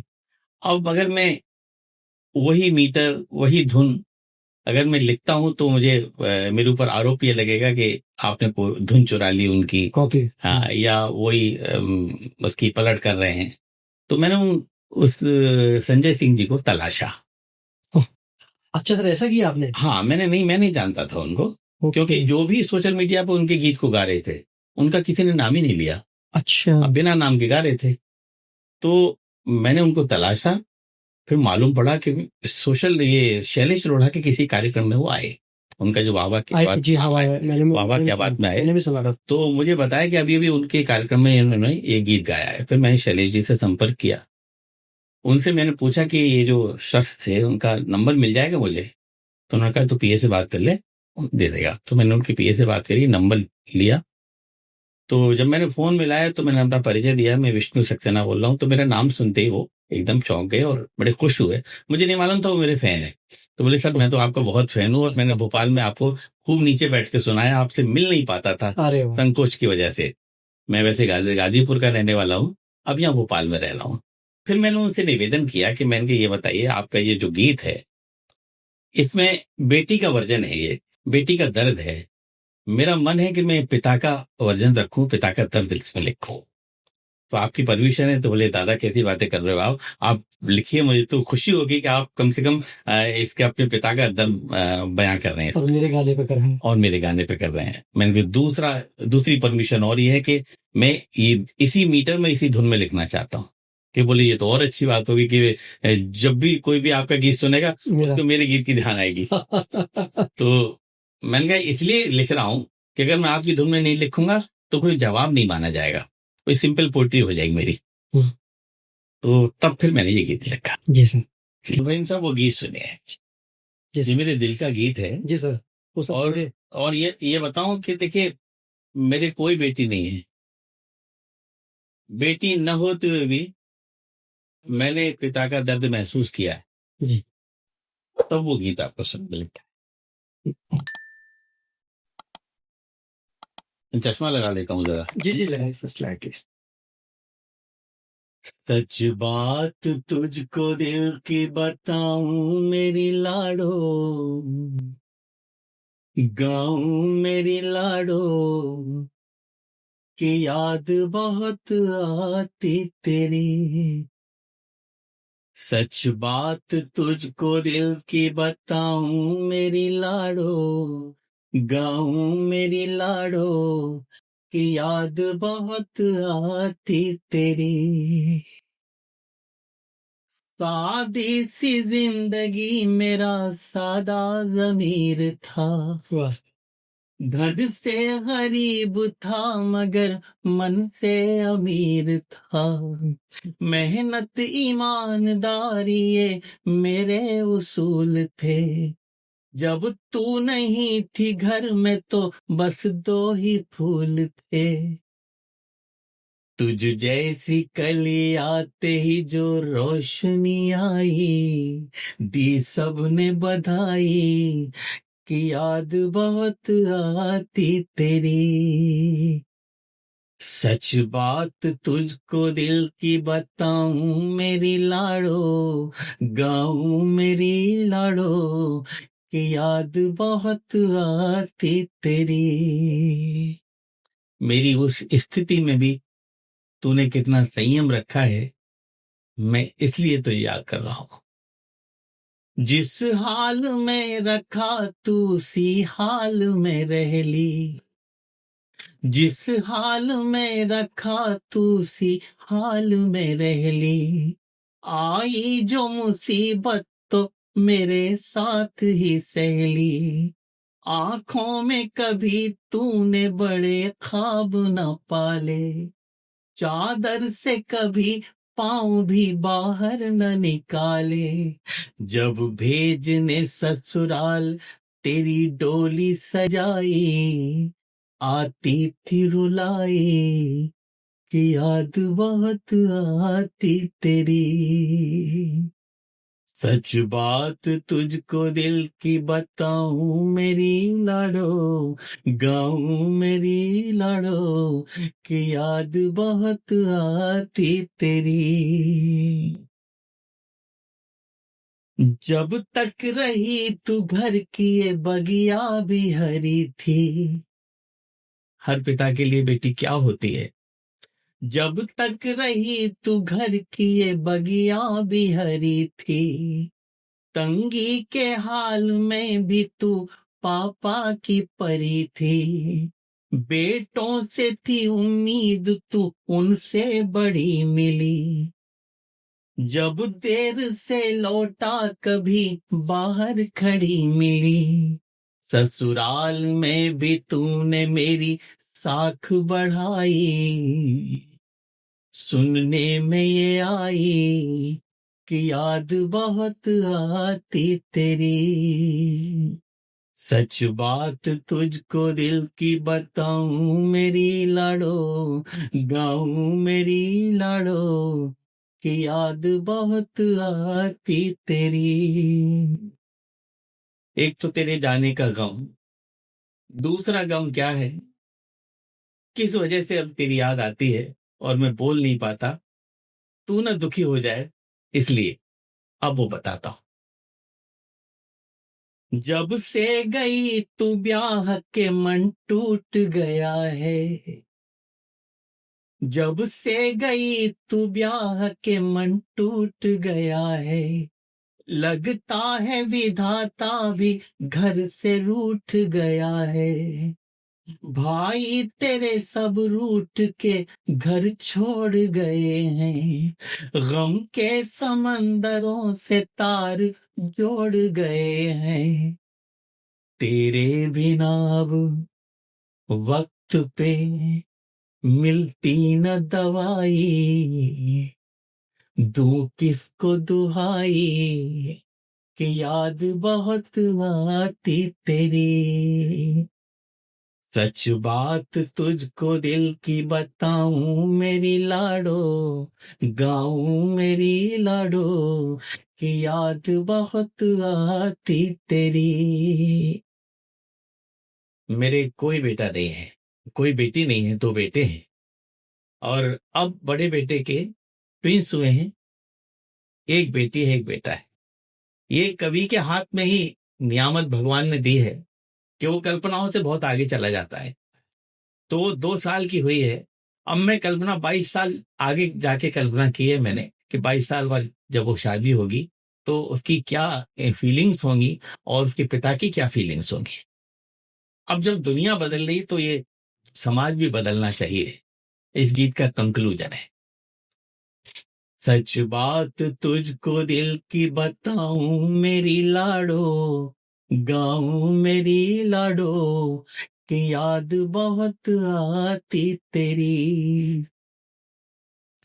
कैसा है ये सिद्धांत भला कैसा तर्क है, कैसा है ये सिद्धांत भला कैसा तर्क है। दोनों जिगर के टुकड़े हैं पर फिर भी फर्क है।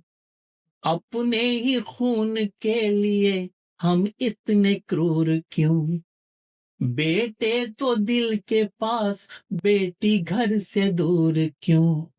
ये सिद्धांत किसने बना दिए वो समझ में नहीं आता। अब इनके पीछे क्या कारण रहा होगा मैं उसमें नहीं जाना चाहता, लेकिन मुझे जो अब लग रहा है वो ऐसा होना चाहिए। कैसा है ये सिद्धांत भला कैसा तर्क है। दोनों जिगर के टुकड़े हैं पर फिर भी फर्क है। अपने ही खून के लिए हम इतने क्रूर क्यों, बेटे तो दिल के पास बेटी घर से दूर क्यों। हिम्मत से आगे बढ़ के पहल क्यों नहीं करते, हिम्मत से आगे बढ़ के पहल क्यों नहीं करते। ऐसी परंपरा में बदल क्यों नहीं करते। क्यों कह रहे हैं आप बेटी पराया धन है, बेटों को भी पराया धन करिए ना। मेरा मानना है अगर ऐसा हो गया तो ये वृद्धाश्रम बंद हो जाएंगे। कोई जो बेटियां कर देती हैं माँ बाप का ध्यान रख लेती हैं, आज के समाज में बेटे नहीं रख पा रहे हैं, पता नहीं क्यों, क्या कारण है। अगर ऐसा है तो ये इस सिद्धांत को पलट के देखिए, ये बहुत बड़ी क्रांति हो जाएगी।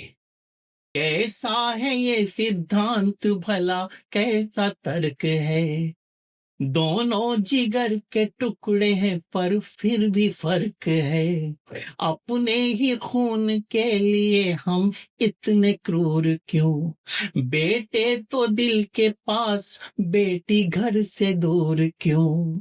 हिम्मत से आगे बढ़ के पहल क्यों नहीं करते, ऐसी परंपरा में बदल क्यों नहीं करते। मैं बात कर रहा हूँ मगर आंख भर आई, मैं बात कर रहा हूँ मगर आंख भर आई। रुकती न रुलाई कि याद बहुत आती तेरी। सच बात तुझको दिल की बताऊं मेरी लाडो, गाऊं मेरी लाडो कि याद बहुत आती तेरी, कि याद बहुत आती तेरी, कि याद बहुत आती तेरी। बहुत बहुत धन्यवाद सर, बहुत अच्छा गाना तो है। ये दिल से निकला हुआ गीत है और पता नहीं ईश्वर ने किन क्षणों में उसे लिखवा लिया। इस बहुत चीज को वक्त मैं लगा मुझको अपने को उस फीलिंग्स को कलेक्ट करने में, तब लिख पाया और ठीक हो गया है। आप सुनना चाहते हैं, लोग सुनना चाह रहे हैं तो अच्छा लग रहा है, ऐसा लग रहा है मैंने सही दिशा में काम किया है। दरअसल क्या है सर, जिसके बेटियां हैं वो इस चीज को फील कर अब वो सकता, कनेक्ट करेंगे तुरंत। कनेक्ट करेगा। तो मैंने किया उसको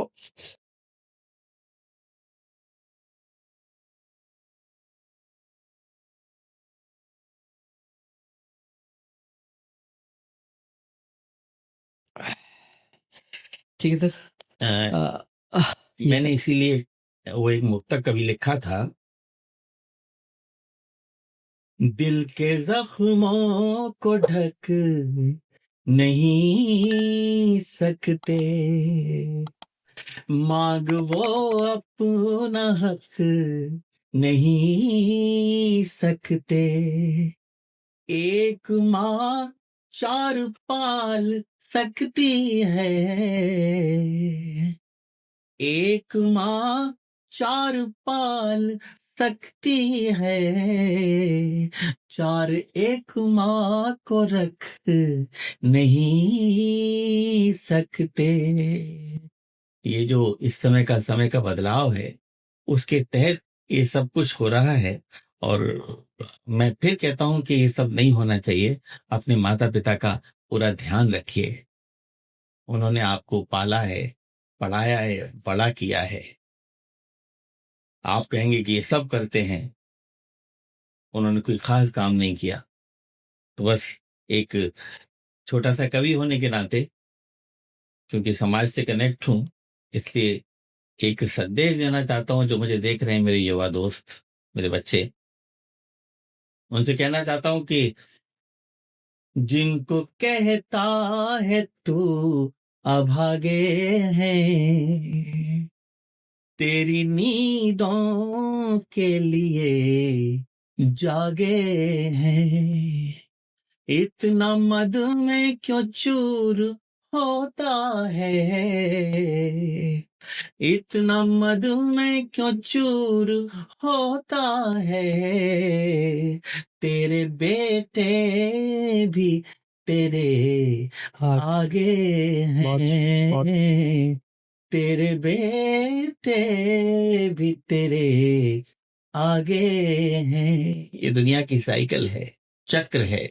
हम जहां से चले हैं, एक न एक दिन हमको वहीं लौट के आना है। ये कहना बिल्कुल बेकार है कि इस संसार में कुछ नहीं है। सब कुछ यही है, स्वर्ग या नर्क। कहीं बादलों के पार कुछ भी नहीं है, सब यही है। और रूप बदल बदल के आपको परिणाम दिखाता रहता है ईश्वर। हम पहचान नहीं पाते, वो संकेत देता है पल पल पे आपके लिए। आपने पहचान लिया तो आपने अपनी जिंदगी सुधार ली, वरना आप जैसा आपकी किस्मत में लिखा है वैसा करेंगे। सर, एक सवाल मेरा यह है कि आपने अपनी मुक्तकों से गीता का ट्रांसलेट किया है सर, गीता को ट्रांसलेट किया है। वो सर, आपने वो विचार कहाँ से आया? और उसके 2-4 मुक्तक सर हमें सुनाएं। मैंने आपसे पहले किया, शायद अपने पॉडकास्ट की स्टार्टिंग में मैंने कहा था कि मुझे कोई गलतफहमी नहीं कि मैंने कुछ किया है। ये सब ऊपर वाले की प्रेरणा थी। मैं क्या कर सकता हूँ यार गुरु, अपना ये तो मुझे यही पता नहीं पड़ता कि मैं कभी कैसे हो गया। ये सब देखिए, जो रिश्ते होते हैं ना, जो भौतिक रिश्ते हैं, वो टेम्परेरी होते हैं। और जो आध्यात्मिक जिन्हें ईश्वर बनाता है इन रिश्तों को, वो परमानेंट होते हैं। जैसे माँ बेटे का रिश्ता है, ये परमानेंट है। दोस्त दोस्त का रिश्ता है, वो हमने इस संसार में आगे बनाया है। वो आज है दोस्ती, कल टूट भी जाएगी, उतना दर्द भी नहीं होगा। लेकिन हमारे जो इस समय का समाज है, वो जो रिश्ता, मजबूत रिश्ता बना हुआ है, जिसे ईश्वर ने बनाया, उसको भी टेम्परेरी समझता है। इसलिए ये सारी हरकतें हो रही है जी। और जो कवि, मेरा जो रिश्ता है ना ये कविता से, वो ईश्वर प्रदत्त है। तो ईश्वर ने जो रिश्ता बनाया है मेरा कविता से, जिसके तहत ये गीता का काम हुआ, ये आज जब वो मुक्तक पढ़ता हूँ तो ऐसा लगता है ये लिख कैसे गए यार, मैं तो, मेरी तो इतनी बड़ी सोच ही नहीं है। तो ये एक, इसके पीछे भी एक बहुत कहानी थी। ये कैसे दिमाग में आया, कैसे प्रेरणा जगी, तो मन ये हुआ कि कुरान का करें पहले। तो क्योंकि मेरे जहां मैं रहता हूँ वो सब वातावरण वैसा ही है जी जी। और काइस्थ तो वैसे भी आधे मुसलमान होते हैं। तो सोचा कि आज कुरान का कर लेते हैं, हम भी तो देखें इसमें क्या छिपा हुआ है। इतना ऊंची ऊंची फेंकते हैं ये लोग, तो लाओ देखें। लेकिन फिर मैंने अपने लोगों से राय ली, तो उन्होंने यही कहा कि इसमें इसका अनुवाद मत करिए, क्योंकि कहीं कुछ गड़बड़ हो गया, होता भी है। कहीं कुछ गड़बड़ हो गया तो लोग फालतू में फतवा जारी कर देंगे। इसलिए उस पर काम करिए जो आप बचपन से पढ़ते आए हैं। तो गीता हमारे खून में है, हम लोगों ने शुरुआत में पढ़ी है, हमारे मदर फादर्स ने पढ़ी है। तो उस पर लिखिए, अगर कुछ ऊंच नीच भी हो जाएगा तो हिंदू धर्म बड़ा फ्लेक्सिबल है, तो सब सहन कर लेगा। तो फिर हमने फिर इस पे काम किया। और जब एक अध्याय, पहले तो बड़ा मुश्किल लगता था कैसे होगा, अब क्योंकि गीता में रिपीटेशन बहुत है, तो एक मुक्तक में एक श्लोक आ नहीं सकता था, तो हमने दो दो तीन कहीं किसी जगह दो श्लोकों का एक मुक्तक बनाया, किसी जगह 3 श्लोकों का एक मुक्तक बनाया, यूं करके वो पूरी गीता कंप्लीट की। और शुरू में लगता था बड़ा मुश्किल होगा, लेकिन सब ईश्वर करता चला गया। और एक अध्याय के बाद फिर मैं बांके बिहारी के दर्शन करने जाता था, एनर्जी लेने। अच्छा, हाँ, वृंदावन जाता था, फिर दूसरे अध्याय पे लग जाता। ये वहीं से लिखी गई है। हाँ, एनर्जी वही देता था। एक अध्याय खत्म हो जाता, फिर जाता था, फिर दूसरे अध्याय खत्म होता, फिर जाता था, यूं करके मेरे 18 चक्कर लग गए। 18 अध्याय है गीता में, तो इस बहाने मैं एनर्जी लेके फिर अपने बूस्ट होता था, फिर लिखता था। ताकत वहां से मिल रही थी। ताकत वहां से मिलती थी। तो मैंने वो बहुत गीता आसान कर दी है, गीता बहुत आसान होगी, क्योंकि जो श्लोक हैं उनको आम आदमी नहीं समझ सकता। और जो टीका लिखी गई है, मैंने आपसे पहले भी कहा था, जो बात गद्य में समझ में नहीं आती, पद्य में बहुत आसानी से समझ में आ जाती है। तो मैंने वो मुक्तक जो लिखे हैं बहुत आसान है, उनको बच्चा भी समझ सकता है, छठी क्लास का, कि क्या हो रहा है गीता में। तो उसके 1-2 मुक्तक आपको सुना दे। तो फहीम जी, इसमें ये गीता का दूसरा अध्याय है, जिसके 2-3 मुक्तक आपको सुनाता हूँ, और ये प्रकाशित हो चुकी है। अच्छा, प्रभात प्रकाशन ने इसको छापा है। अच्छा सर, अच्छा मालिक सर, इसको लेना और कैसे? ये अमेज़न पे है।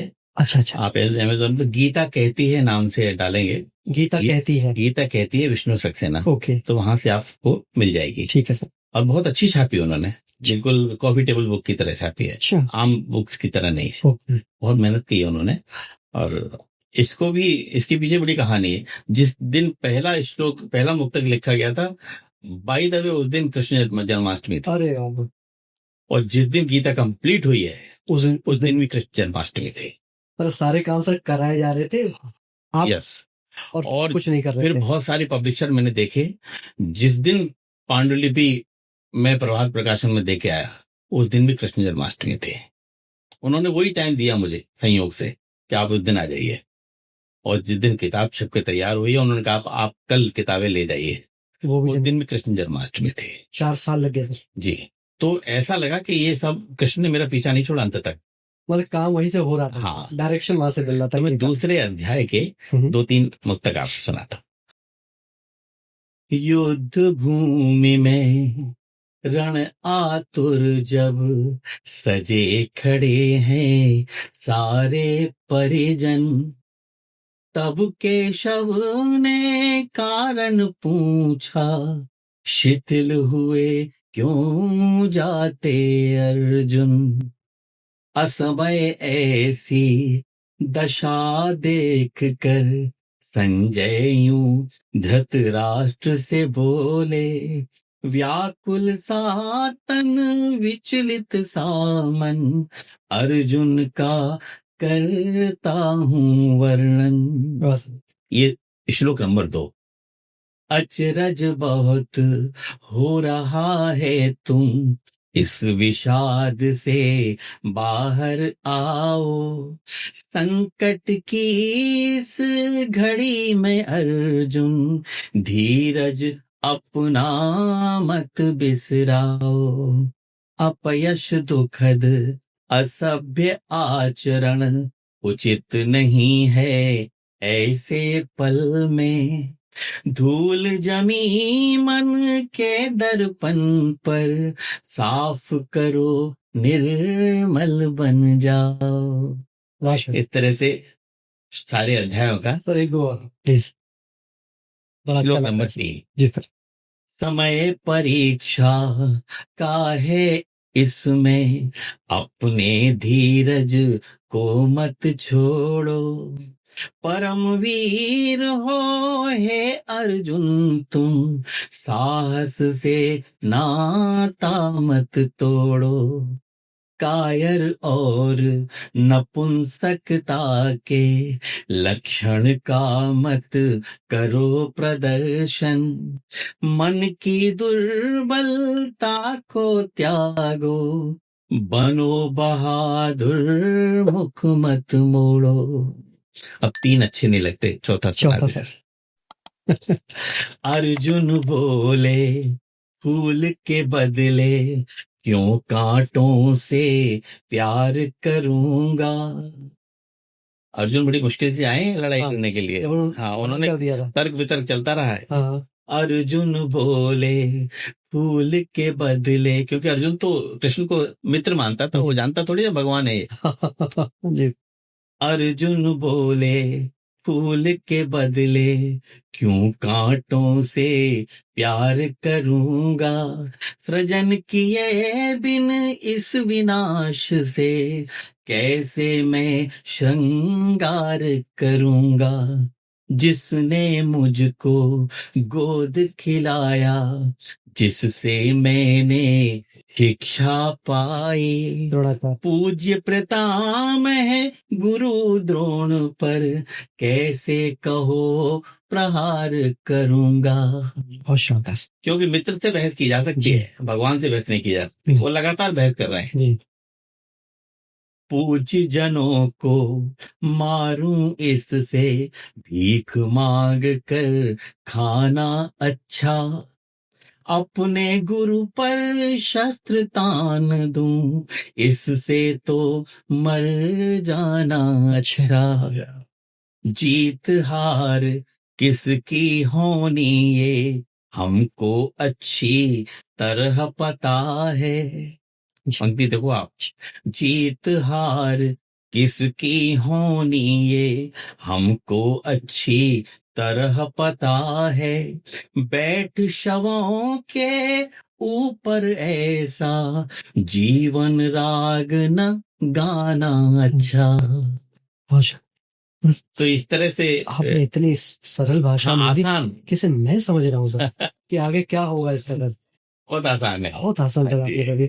ये मैं लूंगा, ये मेरे जीवन का मैं बहुत बड़ा काम ईश्वर ने मुझसे करा दिया। मैं लूंगा इसको। और मैं कहता हूँ, मैं दर्शकों से भी ये निवेदन करता हूँ कि इस गीता का जो अनुवाद सर ने किया है उसको सबको पढ़ना चाहिए, सबको लेना चाहिए इसको। सर ये गीता की बात हो गई, ये आध्यात्मिक और धर्म का काम हो गया। अब हम अगर मूवी की बात करें तो क्या सर आपने कोई बॉलीवुड या मूवीज के लिए कुछ काम किया, गाने लिखे कुछ? देखिए 2 बार मुझको ऑफर मिले थे। एक बार तब मिला था सूरज बड़जात्या जी का राष्ट्रीय प्रोडक्शन का, जिस समय हम आपके हैं कौन बन रही थी। सलमान खान की। हाँ, उस समय मेरे उन्होंने गीत भी सुन लिए थे, मतलब बात सब कुछ ऐसा हो गया था कि आप बीए लिखेंगे। फिर उनका फोन आया, तो उनकी एक शर्त ये थी कि आपको यहीं आके रहना पड़ेगा मुंबई, वो भी अपने खर्चे पे सब काम। आप हम तो आपको गीत के पैसे देंगे और आपको जितने दिन 1 साल 1.5 साल जो भी फिल्मों में लगे आपको यहीं रहना पड़ेगा।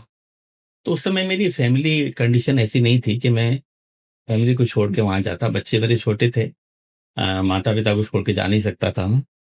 तो फिर मैंने उनको मना कर दिया, क्योंकि मेरे लिए फैमिली फर्स्ट है। फैमिली को छोड़ के और फिर मैं अपनी प्रसिद्धि के लिए जाऊं, अच्छा नहीं जमता मेरे को। तो मैंने नहीं कहा, मैंने नहीं करूंगा।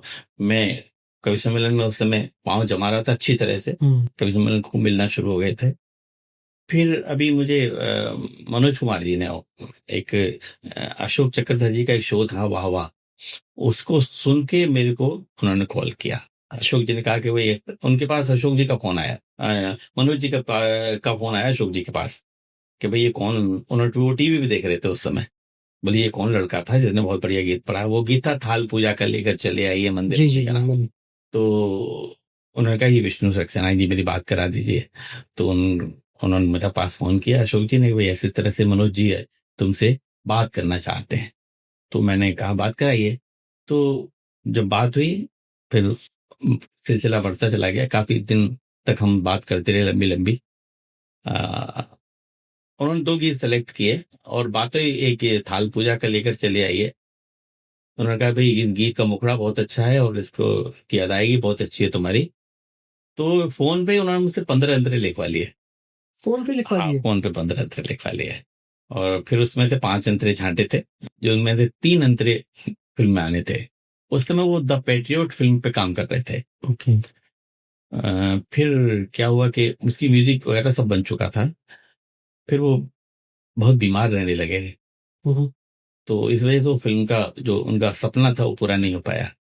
फिर मुझे ऐसा लगा कि शायद मेरी किस्मत डेस्टिनी बॉलीवुड। में नहीं है, किस्मत में तो नहीं वो है। कौन से तो फिर मैंने वो त्याग दिया विचार, क्योंकि मैं इस समय अपने उरूज कवि पे सम्मेलन की दुनिया में उरूज पे था। एस्टेब्लिश पोइट हूँ। उरूज। मैं वहां जाकर के किसी डायरेक्टर के दर गेट पे जो पियोन बैठा है उससे कहूंगा मैं डायरेक्टर साहब से मिलना है अपने गीत के लिए, तो शायद मेरे लिए उचित भी नहीं लगेगा।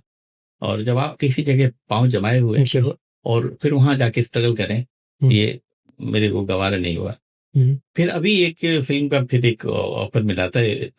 डॉक्टर BS जौहरी साहब ने एक फिल्म बनाई है ऑटिज्म के ऊपर, जिसके डायरेक्टर हैं नीरज शर्मा जी। ओके। और वो ऑटिज्म जो इस समय बीमारियां बहुत चल रही हैं बच्चों में, हमारा जो पहला शो सर उसी के ऊपर था अभी। अच्छा, हाँ।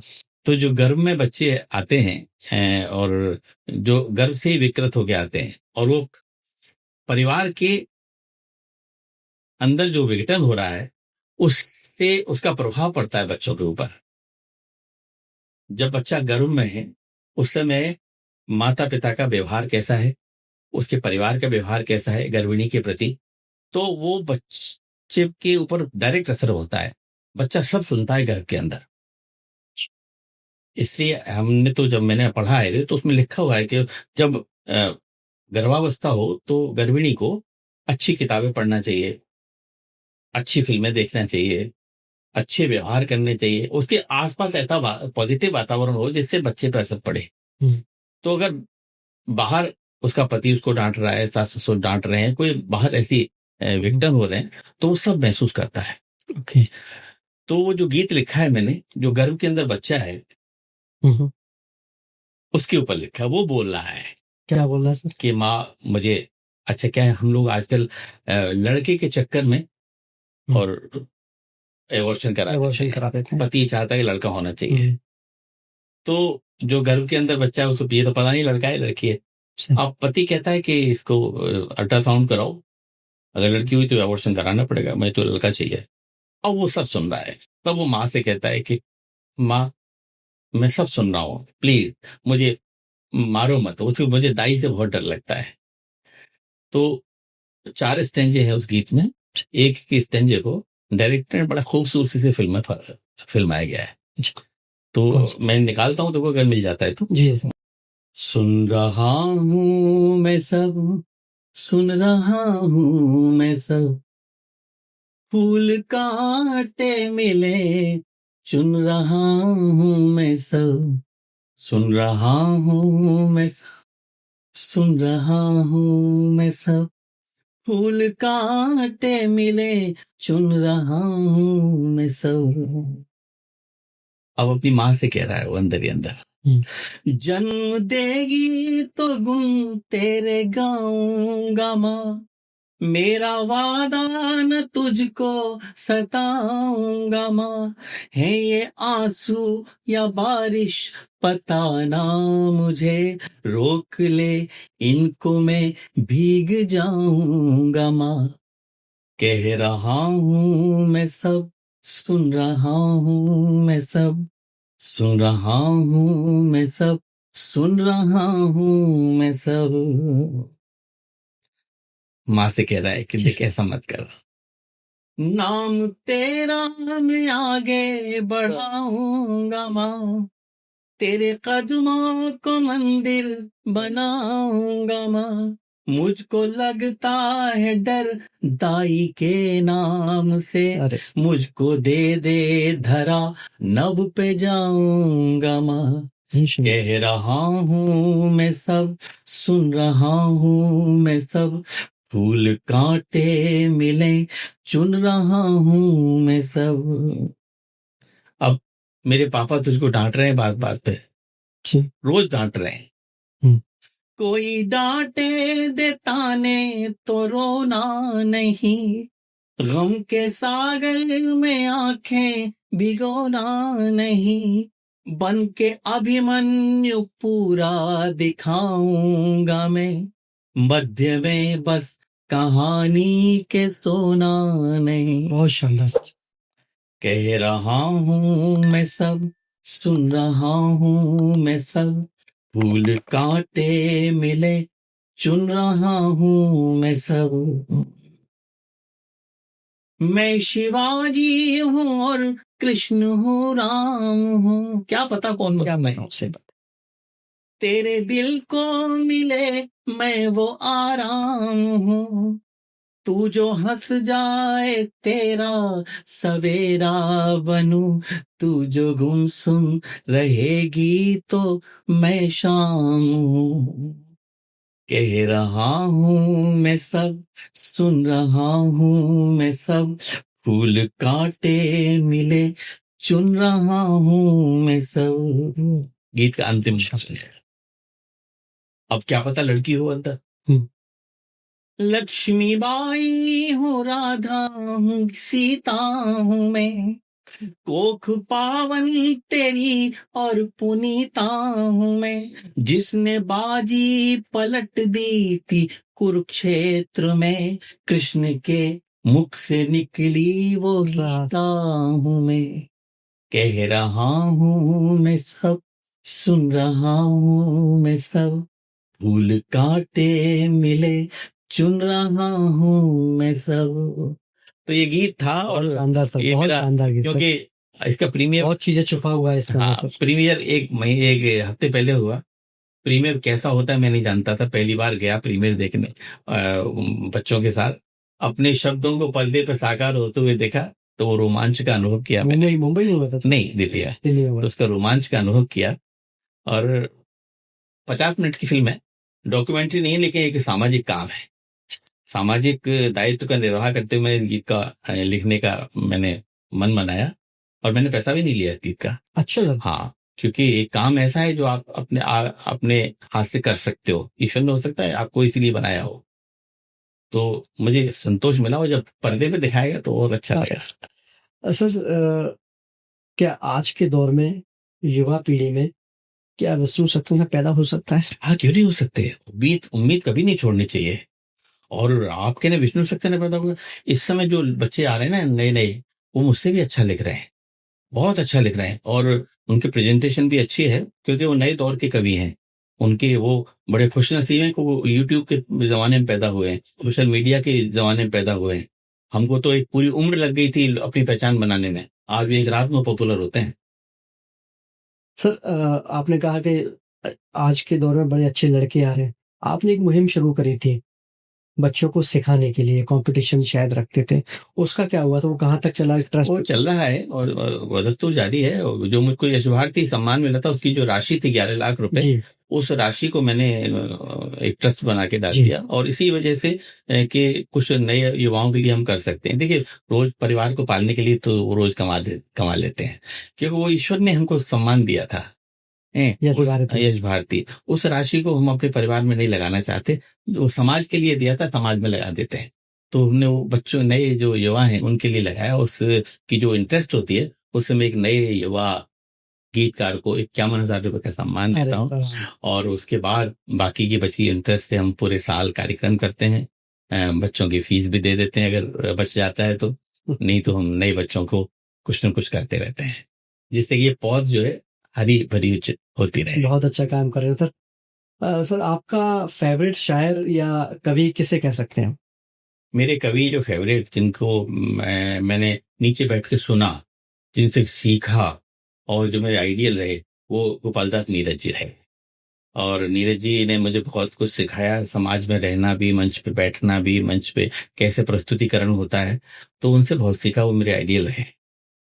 सर, मोहब्बत के आप कवि हैं सर, प्रेम के कवि हैं, तो क्या मोहब्बत पे लिखा था या भाभी जी पे लिखा था? कोई कविता लिखी है ऐसी? हाँ, सारी भाभी जी पे ही लिखी, या कहीं और भी? जितनी कविताएं भाभी जी पे लिखी। कहीं और तो नहीं लिखी सर? नहीं, अगर मैं अच्छा ये भी कह दूं मैंने कहीं और पे लिखी तो फिर आपका सवाल भी वहां रुकेगा नहीं, आगे फिर और पड़ेगा। तो वो इसलिए मैं उसको रोक देता हूँ कि वैसे तो तेरा जिक्र जमाने में करूंगा, हाँ, कोशिश ये करूंगा कि तेरा नाम ना आए। नाम है। और मैं आज भी कोई नई कविता लिखता हूँ तो सबसे पहले उन्हीं को सुनाता हूँ। हम्म, हाँ, उसके बाद फिर आगे कहीं कवि सम्मेलन में ले जाता हूँ। तो उनका, मेरी पत्नी का भी मेरे जीवन में बड़ा रोल रहा। अगर मेरी पत्नी इतनी सुशील और इतनी सरल न मिलती तो शायद मैं कवि सम्मेलन की दुनिया में नहीं जा पाता। मैं मिला हूँ उनसे। हाँ, आप तो मिले हैं। अगर आपका घर सही नहीं है तो आप बाहर सही नहीं रह सकते। घर में क्लेश हो रही है, आप बाहर कैसे परफॉर्म कर लेंगे? तो परिवार का बड़ा योगदान रहता है। तो मेरे दोनों बच्चे, दोनों बहुएं और मेरी पत्नी, ये सब लोग, इन लोगों ने मुझे बड़ा सहयोग किया और आज भी करते हैं। मैं थका हुआ आता हूँ तो मुझे कोई डिस्टर्ब नहीं करता कि मुझे कोई सोने न दे। मुझे पूरी नींद हो जाती तब उठाते हैं। तो फैमिली का बड़ा रोल रहता है आपकी जिंदगी में। इसलिए मेरी जिंदगी में फैमिली सर्वोपरि रही है। मैंने उसके लिए दूसरों पर समझौता नहीं किया कि वहां चला जाओ। सर, आप आगरा की धरती पे बैठे हुए हैं। यहाँ गालिब, नजीर, मीर तकी मीर, ठीक है सर।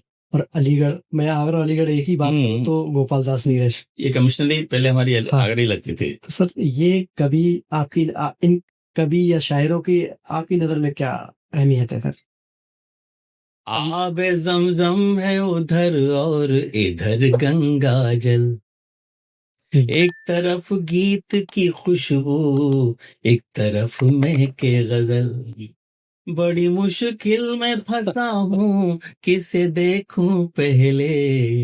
एक तरफ प्यार मेरा, एक तरफ ताज महल। एक तरफ प्यार मेरा, एक तरफ ताज महल। आगरा मुझे बहुत प्यार करता है और जब जब आया हूँ मुझे खूब मोहब्बतें दी हैं, खूब प्यार से सुनते हैं। इसलिए आगरा आने का बार बार मन करता है। और ईश्वर हम सबको बनाए रखे, इसी तरह से मोहब्बतों से नवाजता रहे और आप जीते रहें और आपकी जिंदगी के सहारे हम भी अपनी गुजर करते रहें। सर, अब हम अंतिम चरण में पहुंच गए हैं, अंतिम क्या खत्म होने वाला है सर।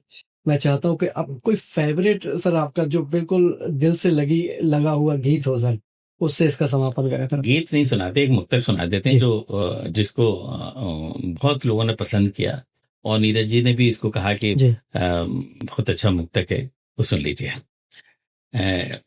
आपको ऐसा लगेगा जैसे मैं अपनी महबूबा से बात कर रहा हूँ, लेकिन जैसे ही आप आंख बंद करेंगे आपको ऐसा लगेगा मैं कहीं और बात कर रहा हूँ।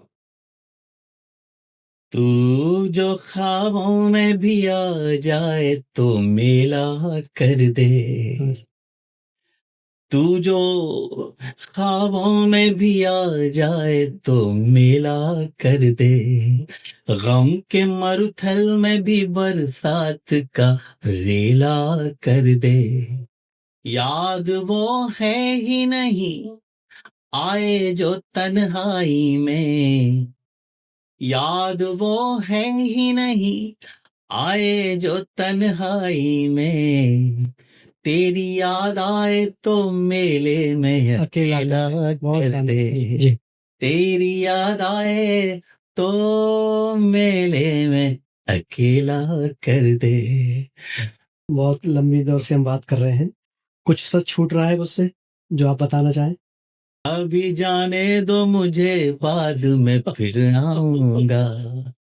अभी जाने दो मुझे, बाद में फिर आऊंगा। साथ ले जाके तुम्हें वो जगह दिखाऊंगा।